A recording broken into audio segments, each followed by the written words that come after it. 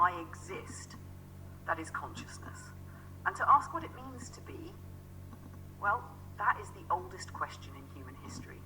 Over the next hour, we'll travel across three great landscapes: science and psychology, philosophy and spirituality. We'll explore what neuroscientists say about the brain, how philosophers wrestle with freedom and meaning, and how spiritual traditions invite us to awaken to something larger than ourselves. I want to make this conversation alive. So as you listen, I'll pause with reflection questions and little practices, because consciousness is not just something we talk about, it's something we directly experience. So let's begin. Segment 1, the science of consciousness, 15 minutes. Let's start with the scientific lens. In neuroscience, consciousness is often described as the brain's most mysterious product. We know neurons fire, chemicals flow, and circuits connect. But how does that turn into the warm glow of awareness you're feeling right now? One model, called the global workspace theory, says the brain is like a theater. Different unconscious processes work backstage: vision, memory, emotions. But when something reaches the spotlight on stage, it becomes conscious. Suddenly the whole brain has access to it, and you become aware. Another approach, integrated information theory, says consciousness is about how much information the brain integrates at once. Imagine a giant web of connections. When the web is rich and complex, consciousness is deep and vivid. Psychology takes this further. Abraham Maslow spoke of self-actualization, the peak of being human, living authentically, creating, loving, growing. Psychologists studying flow states describe moments when you lose track of time, lose even your sense of self, and yet feel more alive than ever. Consciousness here is not just awareness, it's richness, intensity, wholeness. But here's the paradox. The same consciousness that gives us joy also gives us suffering. Depression, for example, can narrow consciousness, making the world seem grey and small. Mindfulness, on the other, expand it, bringing colour and depth back. So let me ask you this.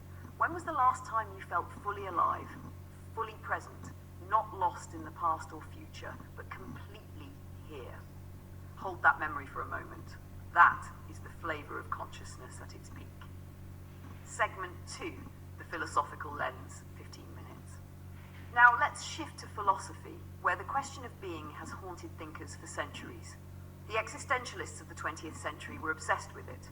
Jean-Paul Sartre said consciousness is nothingness, not in a depressing way, but as a freedom. It's like an open space where we can choose who to become.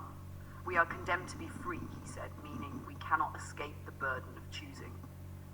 Martin Heidegger went even deeper. For him, being human, what he called Dasein, is not just existing, but existing with awareness of existence itself. We are beings who know we will die, and this shapes every choice. To be is to live in the shadow of mortality, and yet create meaning anyway.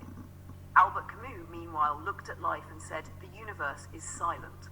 We search for meaning, but the cosmos gives no answers.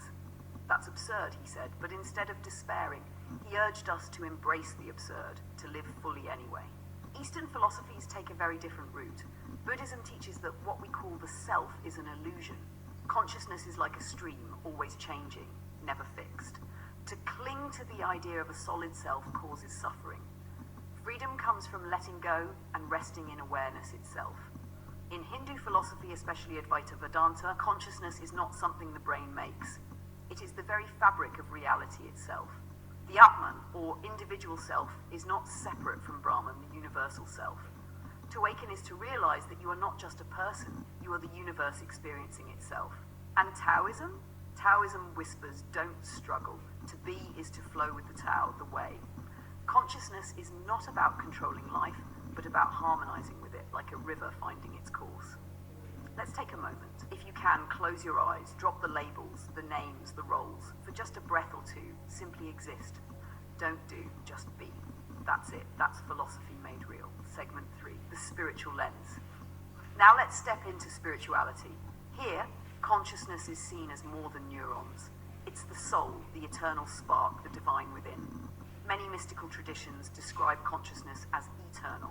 The body may die, the mind may fade, but the awareness at the core, that continues. In near-death experiences, people often report leaving their bodies, feeling timeless, bathed in love, connected to all things. Mystics across cultures echo this.